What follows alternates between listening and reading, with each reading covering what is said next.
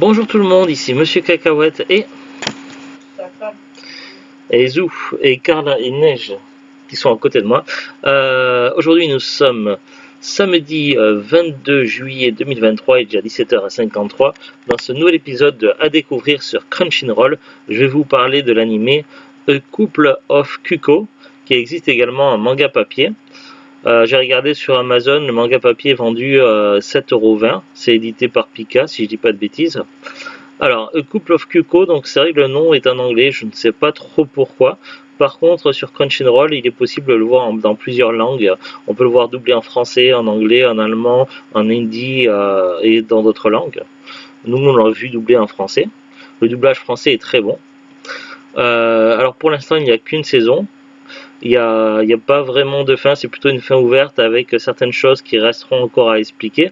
Évidemment, la saison 1 est une exclusivité Crunchyroll, je crois, j'avais vu ça quelque part. Mais voilà, normalement, il y a une saison 2 en préparation. Après, il faut le temps que ça arrive en France. De quoi ça parle? Couple of Cuco, alors c'est pas un animé spécial rien que pour les garçons, parce que c'est vrai qu'il y a des animés qui touchent quand même plus un public garçon que fille, où ça va bastonner dans tous les sens. Bon, maintenant c'est vrai qu'on est c'était très ancré années 90 où il y avait des animés spécial garçons, des animés spécial filles. Maintenant tout est plus ou moins mixte. Mais là, on n'est pas sur un animé avec de l'action, ça va taper dans tous les sens, avec des effets spéciaux. On est plutôt sur un animé sur les relations des personnages, avec des rebondissements, un petit peu d'humour, un petit peu de romance et un peu de mystère. Donc, on est plutôt sur ce type d'animé là, et franchement, j'adore. C'est pas forcément le premier type d'animé que je vais regarder comme ça.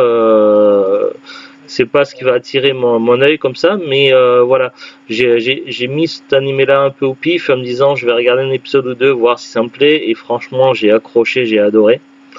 Alors Zo aussi elle a suivi la saison 1 avec moi avec attention. Alors nous, comme vous avez pu le constater, on s'est abonné récemment sur Crunchyroll.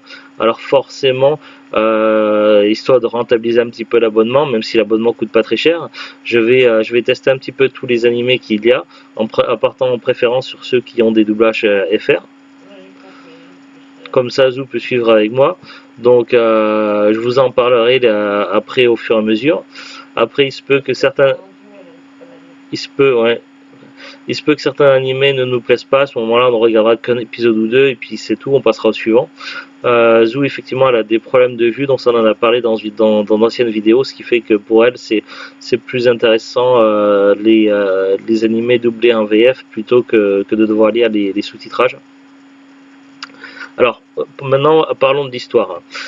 Couple of Cuco, en fait, ce titre fait référence aux coucous. Vous connaissez les oiseaux, les coucous?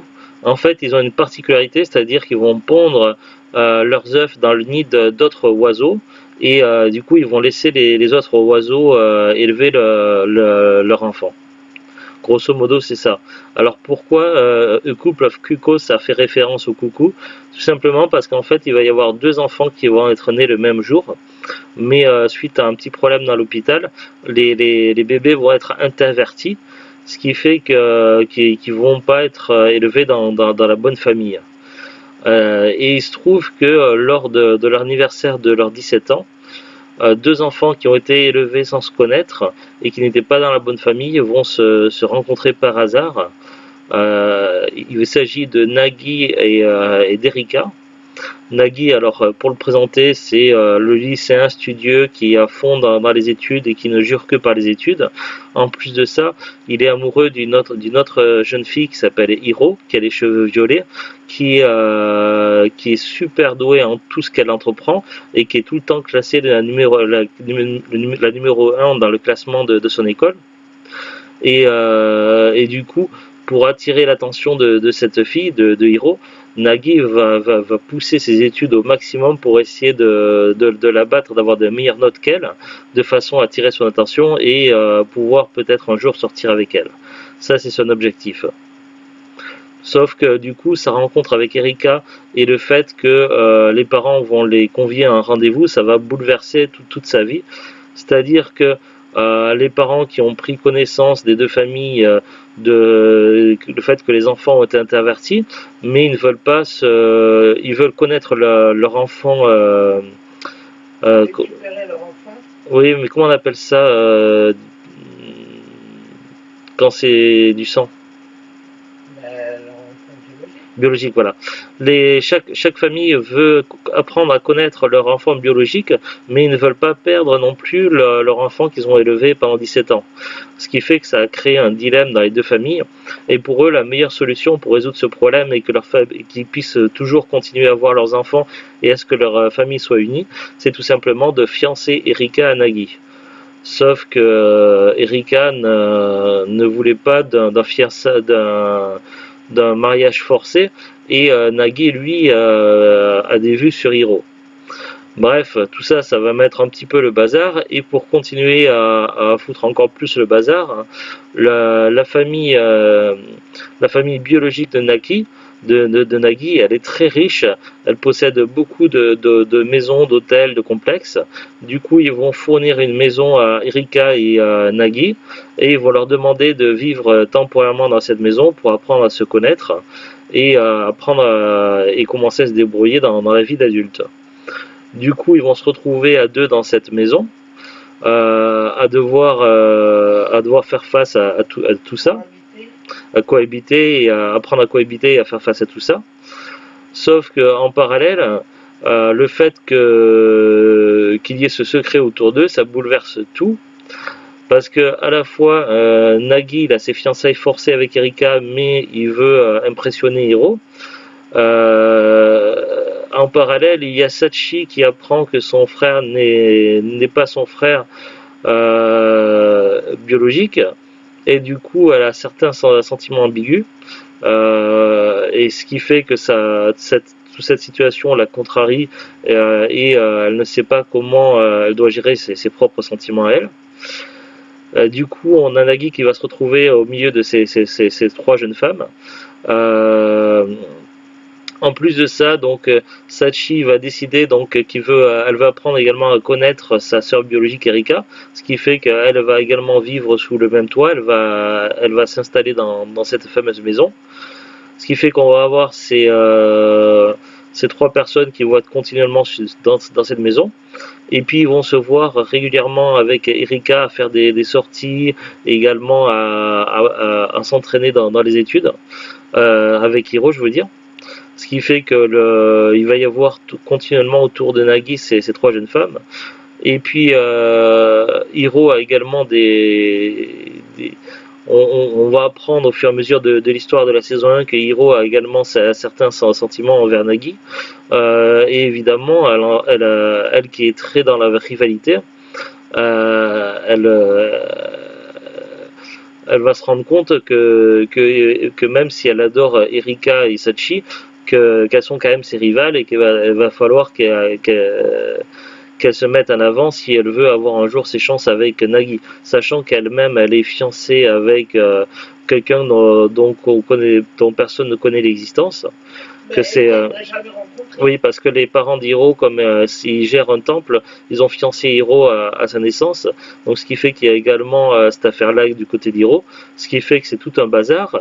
Et puis il y a également le mystère du frère disparu de Rika. Apparemment, Nagi aurait un grand frère biologique qui lui ressemble beaucoup, mais du coup ça va également entraîner des recherches. Toute la saison 1 va tourner autour de ces... Non, mais c'est pour donner envie. Mais voilà. T'as tout dit, moi j'ai plus envie de regarder. Bah si. Donc voilà, donc toute la saison 1 va tourner autour de ces quatre personnages, Nagi, Hiro, Erika et Sachi. Et puis il y a également leur famille, les sorties et tout le bazar. Et ils vont apprendre également à gérer leurs sentiments et à gérer tout ça. Et puis il y a également d'autres élèves, dont un élève qui s'appelle je sais plus comment, et qui est assez collant et qui surnomme Naginu. Et il est à la fois... C'est le plus grand fan d'Erika. Oui, oui. Parce que je ne l'ai pas dit, mais Rika, elle est influenceuse. C'est une célèbre influenceuse. Elle fait beaucoup de photos qu'elle poste sur les applications. Et l'un de ses fans, qui s'appelle je ne sais plus comment, c'est pas son nom, je ne sais plus comment, c'est juste j'ai un trou de mémoire. Il l'a dit, mais Mais voilà, et il surnomme Nagi Naginu. Il est à la fois attachant et énervant. Je sais pas comment il fait, mais il a réussi à être à la fois attachant et énervant. Mais voilà, il y a un petit peu de tout dans cette série. Il y a des quiproquos, des malentendus, des situations sentimentales, un petit peu d'humour. C'est léger, ça se regarde simplement. Il y a sans prise de tête, c'est vraiment très cool. Je vous le conseille, ce serait dommage de passer à côté. Je n'ai pas encore commencé à lire le manga papier, il faudrait que j'achète un jour le tome 1 pour commencer. Je ne sais pas comment est le manga papier, mais en tout cas, j'ai adoré cette saison 1 sur Crunchyroll. J'ai hâte qu'il sorte la saison 2 et ça m'a donné envie d'acheter le manga papier pour voir si c'est aussi bien ou si c'est encore mieux sur le manga papier. On va regarder maintenant ensemble la fiche Wikipédia. Alors, je vais peut-être pas tout lire parce que la fiche elle semble un petit peu longue. A Couple of Kuko, en japonais Kako no Lizanosuke. C'est un shonen manga écrit et illustré par Miki Yoshikawa. Il est prépublié depuis le 29 janvier 2020 dans le Weekly Shonen Magazine, puis publié en volume relié par l'éditeur japonais Kodansha. La version française est publiée par Pika Édition depuis avril 2022, donc c'est quand même assez récent. Une adaptation en série d'animation réalisée par les studios Shin-Ei Animation et Synergy SP. C'est diffusé entre avril et octobre 2022. Donc voilà, la saison 1 date de fin 2022. Synopsis, Nagi est un élève brillant à l'école. Un jour, il apprend qu'il a été échangé à sa naissance avec une fille. Maintenant, leurs parents veulent les marier afin de garder leur famille la plus soudée. Mais Nagi est déjà amoureux d'une autre fille. Voilà le synopsis. En tout, il y a 24 épisodes pour cette saison E. Qu'est-ce que je peux dire d'autre Après, je crois que les mangas papier, ils en sont jusqu'au tome 9.